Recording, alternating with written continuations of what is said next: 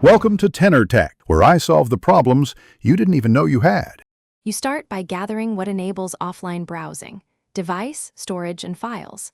First, verify your Android supports USB OTG. This allows external drives to mount. Next, copy the entire offline web bundle or mirrored site folder onto a USB flash drive. Use a modern format like XFAT for large files.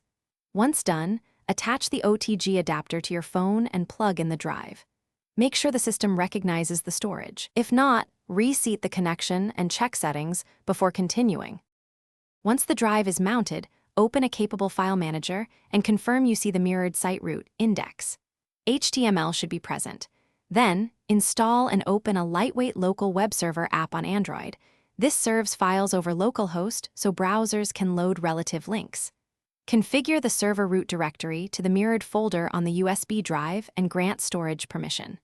Start the server. Note the localhost address and port. Make sure file paths remain correct, since absolute paths break offline navigation.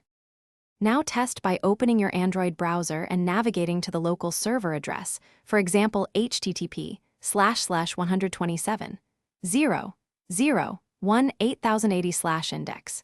HTML, you should see the mirrored site render. Navigate several pages to confirm relative links work. If a page shows missing assets, stop the server and verify resource paths, adjust folder structure or rewrite base paths. If nothing loads, remount the USB, restart the server app, and check permissions. One key